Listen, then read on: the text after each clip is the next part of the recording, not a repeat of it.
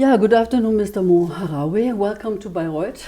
I'm very happy and honored as well that you found time to come to Bayreuth in between a very busy schedule and very big festivals for the last couple of months. We will screen the film Village Next to Paradise this evening in Bayreuth. So we would be happy to learn more about your career. How did you come about to make films? Maybe we could start with that. Well, thank you very much, and I'm happy also to be here, and I'm looking forward to the screening in the evening of the film. I think how I come to films is, I would say, it is more. It's an accident more than a planned. Because I even when I was a teenager, I wasn't planning to make films, you know. It just happened that I was in Austria, and I was born in Somali. I grew up there until I was almost 18, and then I came to Austria. And in hindsight, I think it's because I didn't know the language, and I had something to say in a way, and I wanted to express myself. And since I watched a lot of films when I was, or I used to watch film when I was a child and young, maybe that medium was the only one that I could identify, and I could maybe tell something. And since visual language is a very universal language, I think it's a theory, you know. So I think maybe because of that, that's why I started making films, you know. So and the rest was literally, you know, just happened. You know, there's no moment where I thought like I have to be a filmmaker or I will be a filmmaker. Yeah. I mean, that is great if an accident can bring you to such a big success that you had with your feature film. That's fantastic. Congratulations. Thank you. But you had a number of short films before this feature film, and so maybe you can tell us a little bit more about those short films. Yeah, I've done a few short films. Some of them in Austria, some of them in Somalia, and. Yeah, I think the more the ones that have been the ones that travel at festivals are probably my last two short films that I shot in Somalia. One of them is Life on the Horn, a film that I shot in 2020 in Somalia, and the second one I shot it in. It's called I shot it in 2022, and it's called Will My Parents Come to See Me? So I think these are the ones that travel the most, you know, at festivals and are known. And The Village Next to Paradise was my first feature film. Yeah. And as you said before, that you wanted to transmit some messages. You had something to say. Could you tell us what you wanted? What were the main messages for the first two short films that traveled well? I think when I said like I wanted to express myself, I didn't mean like specific like a specific topic or stories, because when I wanted to express myself was like around 2013, 14, around that time, and I did the short films like years later. But what I mean is that was in general. But the last two short films, the Life on the Horn it's about. You know, a father and a son who lives, you know, somewhere on a coastline, and there are some toxic waste dumps that came to the shore, and they have to leave that place. And the father's already sick, and you know, and he wants to stay there, but wants his son to leave the place, and his son doesn't want to leave him. So it's about that, you know. It's about that relationship, and in the background is this chemical toxic waste that's thrown into the Somali shore as a topic. And the second one, my last short film is called the one that's called "Will My Parents Come to See Me?" is about a young teenager who is, who's going to be executed by the government because he's allegedly he's a terrorist, and it's about the last day of his life. Mm-hmm. And what happens during that process. Okay, unfortunately I haven't seen the film yet. Yeah. I would love to see it. Do you know by any chance the film by, what's his name again? Alain Gomis from Senegal, Tay? It's also the last day of the life of a person who came back from the States. And then the whole life. So I'm very curious to see your film now. I hope I can get hold of it. Okay. But I saw at least that Life, what was it again? Life on the Horn. On the Horn is in black and white. Yeah. So I guess you also work a lot on the aesthetics of the films. Yeah, but it depends on the film. Life on the Horn was black and white because it's about this environment that's dead. It's like there's no life there because of these toxic wastes. So it was a way to emphasize that visually. So that's why I shot it in black and white. Yeah. So whether the film or which colors, even if it's not black and white, how warm or how cold or how vibrant the colors are depends on the theme or the topics of the film. Yeah. And I also read that you went to art school in Kassel, I think. I went to Kunsthochschule Kassel. So yeah. And there you also worked on film, or that was really on other arts, visual arts? Also film, but also film, yeah. And would you say that this time at the art school, this had some impact then also on your filmmaking? Of course, I would say, because like I was making already films, but of course because the idea was also to learn something which is not the classical film, in the sense that you go to a film school where you learn, script writing or direction.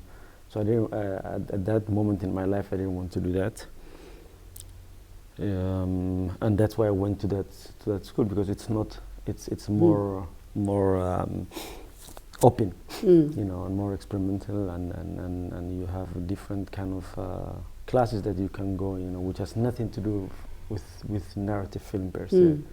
So my idea was maybe just to dive into these different things and see what's happening there. Yeah.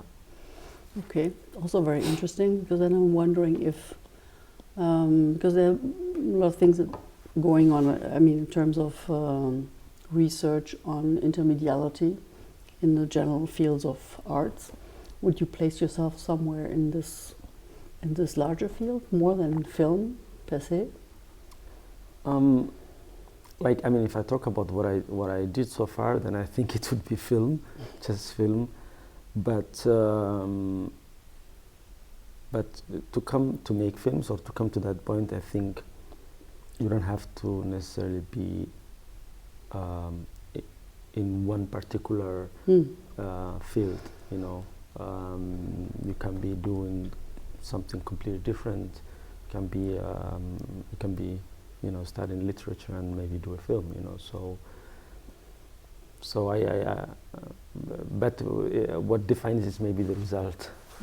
So I think I made films so far. So yeah. Could be linked to something else next time. Yeah.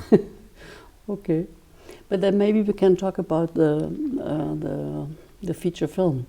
You already mentioned quickly script writing, also making films, black and white. So the choice also of the aesthetics. So how was the work on this feature film, in terms of script writing, also the story? So as I said before at the beginning, I didn't plan to, like, really to become a filmmaker. A lot of I worked, of course, a lot for it, but a lot of things just happened, just like that. For example, this film, it wasn't supposed to be the first feature film that I wanted to do, because I wrote the script, the first draft of the script in 2018. And I was not thinking at that moment like that I will make the film immediately or something like that. And then I left the film, and or I let, you know, I left it like that. And in 2021, my producers came, you know, and they wanted to work with me, and that's when I took out the script again. So and I wrote also other scripts, you know, even before that one. So yeah, and then I wrote another draft, and you know, and we made the film. So we shot the film in 2023, summer 2023, in Somalia, with an African team, predominantly Somalis, because that was also the idea, that we shoot the film with locals, and if we don't find people who have the know-how in some key positions, then we will get it from the region. For example, the sound team is from Kenya and Uganda, and the camera is from Egypt. And the rest were basically Somalis, some of them even for the first time on a film set. Yeah, and we shot it for 3 months, the film, on summer 2023, and finished it in, like, finished the whole thing, like the boss and everything, in, yeah, I think April or yeah, mid-April 2024. That was very quick. Yeah, so in terms of shooting the film and finishing the film, it was quick. And even if we talk about also the moment when we were ready with the script, like, was 2022, summer 2022, and then we started you know, looking for the finances, and everything went fast. So in that sense, everything went fast, you know, which is not normal in filmmaking. Yeah, so we were really lucky with the film, you know. Yeah. So you already mentioned that you then also had to find some of the specialists on the team and in other countries. In general, I guess it must have been quite difficult to do the film then in Somalia, if you don't really have the infrastructure and... Yeah. No, it's... I mean, yeah, you could say that, but also, yeah, in some ways, yeah, it's difficult, but also in other ways, it's also there are some things that are easier there. Okay. Compared to shooting the film maybe in Vienna or in Europe. So it's how you see it, but like, for example, we shot the film 64 days, you know, 64 shooting days. That would never happen in Austria or in Europe. Like, you cannot have that. Like, probably it would be like 30, you know, days average, if not less. So that's a plus, that you can do that there, you know. And also the spontaneity of doing sometimes some things, like you could get, for example, some locations, like the day that you are shooting, you know, or in the evening of the day before, and because people there are a bit flexible, you know. You could go to a restaurant and ask them if it's possible to shoot the film there tomorrow, and the chances that you get are more. That would never happen, you know, in difficult. Yeah, in Europe. So it's you know, there are but of course it's since there is no infrastructure there, you know, it's there are some limitations, which could also be a freedom, like creatively, or which could also make you really think creatively and find a solution for that. for example, we didn't have all the equipments that we wanted, like, and since there was a small plane that was going to that city where we were shooting the film, we couldn't take, it couldn't transport all the equipments that we needed, you know, because we were not shooting in Mogadishu, we were shooting northeastern part of the country. So at the end, like, we ended up only with, I think, 4 lighting equipments, you know. And then we have to then literally shoot the whole film with that, and that also then, as I said, like, also because you have these restrictions or limitations, then you think out of the box, and it can, yeah, it helped us, I think, in this particular film creatively to you know, come with ideas. You know, for example, there's a scene in the film where you know, all the protagonists are, or the actors are on the beach, and it's night. And since we couldn't light, you know, and we didn't want to use like artificial lights that don't have any motivation, like candles or whatever, you know, we decided to shoot the whole scene in dark, like, so you don't see anything. We said, like, well, okay, you also, like, we know what's happening before that, and we know what's happening after that scene. So, and, you know, and then that's how we shot the film, and I love the scene is brilliant, and it wouldn't have been like that without these limitations. I see. Yeah. Okay. I mean, when I saw the film for the first time, I think that even though you have a reduced number of personalities, it's a very complex story, I found. Because each character has a very, let's say, very, there seem to be very complicated relationships between the different characters in the same family. And more complexity is going to, because I don't want to reveal now everything, but it's revealing over the time. So, yeah, I wanted to, because you were saying, you mentioned the script writing, and very often people, then when they revise their scripts, they do it also in a group or with advisors, in the sense of getting some ideas or getting some feedback. So I was wondering also about this complexity. I mean, very reduced on the one hand, and then very complex on the other hand. I mean, when I was writing the story, I think I wanted to show, you know, people from different corners in Somalia, or in a village in Somalia. So that's why also the family is unconventional, you know, because then everyone can have their own goal in a way, which could have been different maybe if instead of the sister, it was a wife, you know, because then she will have the same goal as the father, you know. So and in terms of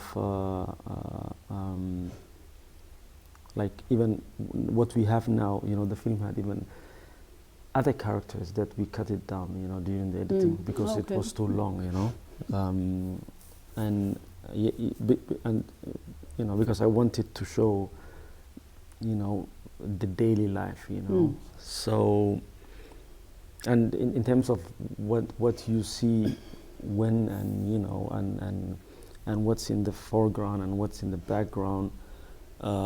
You have, like, in the foreground, the characters and their ambitions, you know, and their goals and their dreams and wishes, and in the background you have, you know, the political situation, you know, the economical situation, what's happening in the country, and it's interlinked, you know, all like their wishes and their dreams and their daily decisions are affected by what's happening. What's happening in the background, and that was also for me important to also talk about these issues there, you know, since you don't see it normally, you know, from that side. So it was yeah, the goal was to put the people in front, you know, because you don't, if you hear about them, like in Somalia, it's always about numbers and it's not about the people. Okay, I didn't know. No, I mean like even the news clip where the film starts with, you know, it's a real clip, you know, so you don't really think about what's happening or what's happening there as like you don't really think about the people. It's just an incident, something happened. So that's what I mean numbers. Okay. And so that was the idea, like to put the people, like, and to give them, to get close to them. yeah, that, you know, okay, it's about people at the end of the day, it's about, and they are human beings, and but at the same time then to show the things that you see normally in the media from the other side, you know, whether it's terrorism, whether it's you know, illegal fishing, or whether it's pirates, or all that stuff, you know, to show how it's perceived from the other side, you know, and yeah.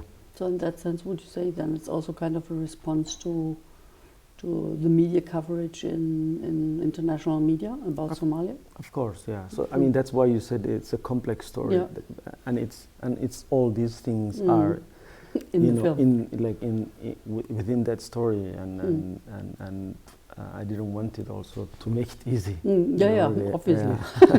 Yeah. So yeah. But at the same time, I had the impression that the characters seem to be lost. All of them. I mean, as you said, they have their own goals and they're very individualized. But at the same time, it's also as if the bondages in families or communities, that they are maybe not working anymore, or not so much anymore, so that everybody, I mean, there comes a certain freedom with it, but it also comes a certain feeling of being lost. At least this was my impression when I was watching the film. I think I would say, I wouldn't say lost, but I would say something maybe that's close to that, which is different. I would say they accept, you know, the things that are happening, and try to find. They don't try to, you know, to, in a way, to give up. So they okay, it's what it is. Okay, let me find a way. So I would say it's the acceptance more than that, more than being lost, you know, because every one of them is trying. I mean, being lost, I didn't mean it in the way that they're not trying. On the contrary, they're all trying very hard, actually. But in their mind, what I'm saying is, like, I mean, maybe when you see it from outside, it looks like they are lost, but in their mind, they exactly know where they are, you know, and like they don't see themselves like neither as victims nor as you know, as how would I say, as heroes. Maybe they just they know the reality, and they know, and they accept it, and they try to find a, you know, a solution, you know, for all, or within that, which is what normally the common man do, you know, or does. Okay, but I'm sorry that I insist on that. No, all good. Because then the lost in the sense of, I mean, then they're still, even if, I mean, you have to face that, you accept and you will find a solution, but it's kind of auf sich selbst zurückgeworfen sein, to be thrown back. I mean, you don't really, you might not get help or support necessarily from whatever kind of social structure, but you're more or less alone and have to face the problems that you might encounter. Yeah. Maybe we can talk a little bit about the title, of course, because whenever I mentioned, oh yeah, we will have this film, you will know what. I guess you know what I'm going to say. That Village Next to Paradise. That sounds good. That sounds. What is this about? And everybody was kind of expecting, you know, when you hear paradise and village, it sounds first impression usually is it must be something very idyllic, beautiful and so on. I'm not saying the film is not beautiful, but I think the expectance was not really about a village where people have to face shortcuts or difficulties due to the overall political and social context. So the title was when people didn't really know from which context or who made the film, and just heard the title. This was the first impression. Then afterwards, and okay. And so I wondered how this title came about. Yeah, so the title was for me was a metaphor in a way for the country, because the village represents in a way the country. So I really see Somalia as as a country that has the potential to be paradise. If you see where it's located geographically and if you only see the beach there and everything, so less population, so it's like it could be a paradise. But because it's not, or it has the potential, but and because it's not, that's why it's like next to paradise. Yeah.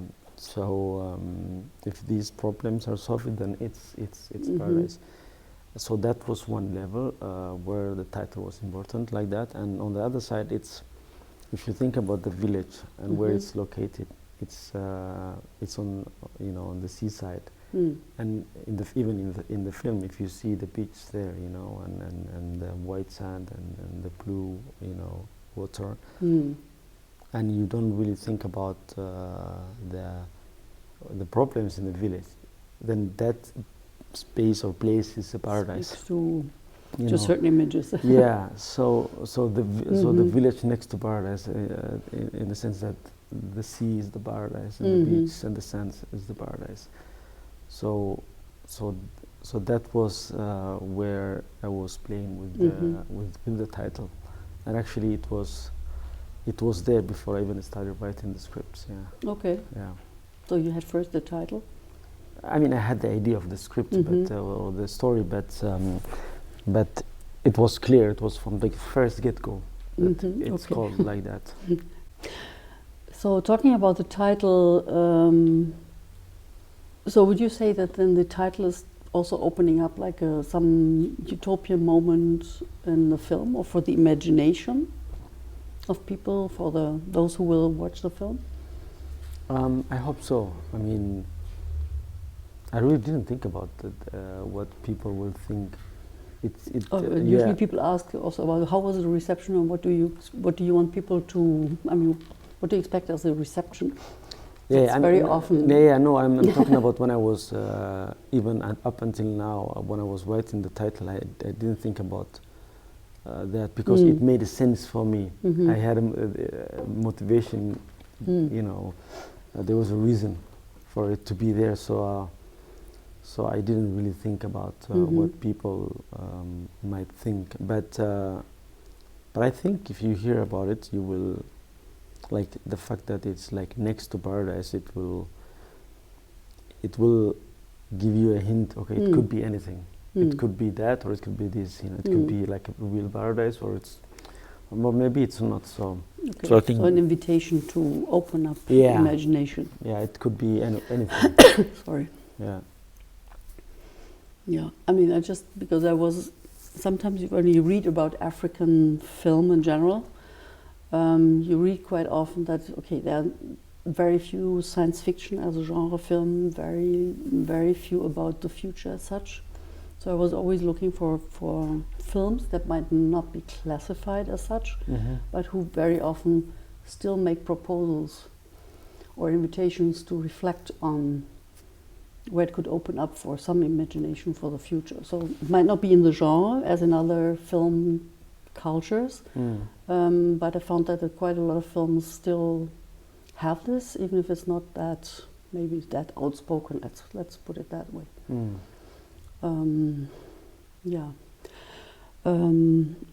Maybe we can quickly also address the the main character of the film, who is a grave digger. Yeah. So when I saw it, I also was thinking of the other film, The Gravedigger's Wife of 21. Yeah. And I wondered, maybe there's no connection at all. Maybe you saw it and you thought, oh yeah, that's a good idea. I mean, me as a critic looking from outside, I would say, okay, if there are so many problems everywhere, so the main characters more and more often are grave diggers. Otherwise, you cannot survive. You are confronted with a lot of death and catastrophes. So this can only be like a metaphorical main character to face this kind of. But at the same time, you know, because you were talking about metaphors and maybe then opening up the doors to the future, I was also thinking of these metaphors where you have the personalized death or grave digger, but he's also the person who might be the one who leads the dead persons to the other side, you know, in various mythologies. Yeah, no, I mean, I like that, these interpretations, but I wasn't, I like these interpretations, but okay, I wasn't, I wasn't no, I was just wondering. Yeah, yeah. No, I know the other film, and I also know the director of the film. Okay. He's a friend of mine, and I saw the film, and at the beginning, like before I saw the film, I thought like, oh, okay, because when it came out, the script was planned. We decided to make the film. So when it came out, I was like, okay, wow, you know, okay, you know, I'm not sure.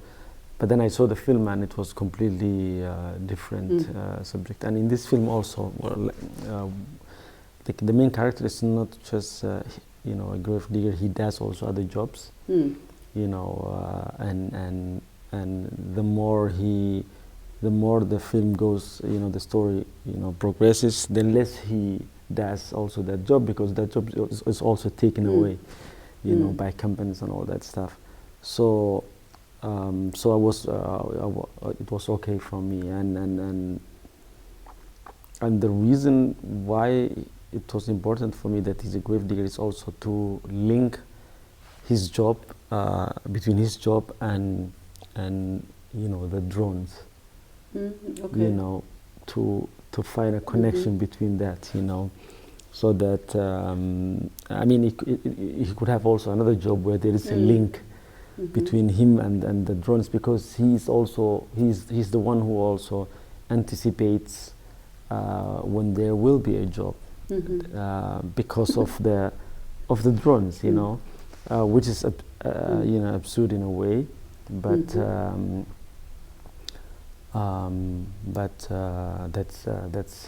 that's like any other job, you know, that's normal in our world. I think the ones who are you know, producing the machine guns and all that stuff, if there is no war, there's no they will not, if there are not people who are dying, then they will not make the money, or the ones that are maybe you know, making some medicines.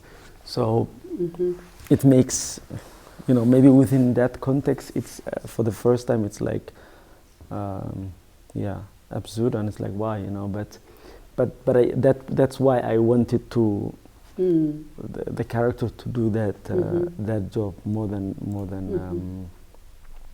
anything else. Okay. Yeah. I mean, then also we just talked about the title. Even when maybe it's also because then I also read Paradise, and you have a grave digger, because I said, okay, you have these persons, you know, the passers, the mediators between two worlds. So I thought everything might be linked to each other.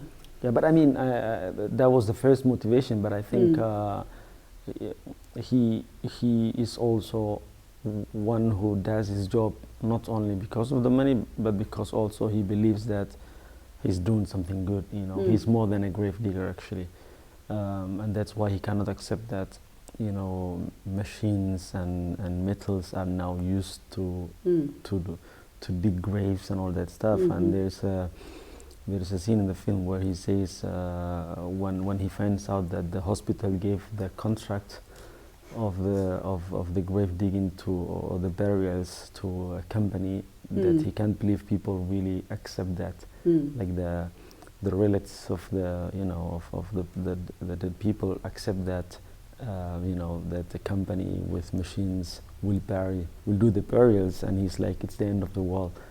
He says that because even if you think about, there's a scene in the film where he's burying the daughter of an old lady, and he is like almost like a therapist to her. He goes to her, he talks with her. So he sees this job also as he sees himself as more than just a grave digger. He accompanies people. Exactly. He does on this way. Yeah, he does actually a lot. Yeah. So maybe. Yeah, maybe also what you are saying is in a way, even me not thinking about or not having that, consciously in mind is there, yeah. Well, interpretation, different readings. That's the best part of movies, Yeah, exactly. Yeah, when you finish the film, it doesn't belong to you, it's like, it belongs to everyone, and they're subjective. As we were talking a bit, maybe about, let's say, the film in a larger context, when I saw the film, I also was thinking about this. I mean, the aesthetics also in terms of photography and so on. It reminded me a little bit of the work of the filmmaker from Chad. What's his name again? Salah. Oh my God. Sorry. Harun Mahmed Salah, no? I always mix up all the names. Mohammed Saleh Harun. Yeah, with Darat, for example. But there was also the other film. So I wondered if you, do you have any kind of, not role model, but inspiration from other filmmakers where you would say, when you were thinking about the film, you had say, okay, this is what you like, maybe you would put something like this into the film? I mean, since I came to films very late, I really didn't have like inspirations in a way. I watched films and I liked films. And a lot of the times I didn't even know who made the films, and I can't even remember the names who made the film, because my goal was not to, watching the films when I was young was not really to become a filmmaker, so it didn't matter, So not really, but I really love the work of Sisako. That would have been my next question. Yeah, yeah. No, I love his work actually. I love his film. I don't know, Haramakano. Yeah. That would have been my next question, because I saw some connections there as well. Yeah, I can imagine. No, I love his films. I love really, especially that film. I loved it. It's yeah. It's I can imagine, like, but it's a special film. I think, yeah. And I luckily I met him in like end of last year, and okay. It was really yeah. Okay, I've written about his films, but have never met him, unfortunately. Yeah. But here in Macron, particularly, maybe it's not really an inspiration, but like, as a critic, I would then look for connections or themes that repeat, not repeat, but who speak to each other. And as this film is, as the title says, also about waiting. Waiting for happiness, yeah. Yeah, and I had the impression that this moments of waiting, and the pace of the film, this brings. There I felt like a similar feeling in Here Makono for me as a spectator, as in your film. So not necessarily something very concrete, but more in the mood. Yeah. Let's put it that way. Yeah. No, it's one of my favorite films. Okay. In the world, yeah. Okay, and I guess maybe then to come to an end.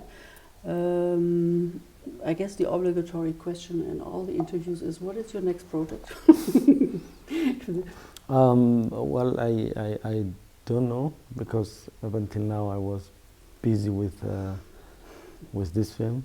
So, but there will be something. There will be something. Yeah, no, for sure there will be something. Okay, and then next year there will be Festbaku very soon. So let's hope that. So I hope for you and your film that there will be a I will be very there. good outcome. No, I will be there, and the film is already it's already announced. It's there in the selection, and I'm looking forward to Festbaku also. Yeah, it will be the first time.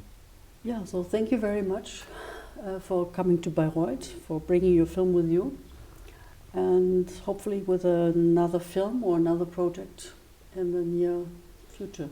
Thank you very much. It was a pleasure. Thank you.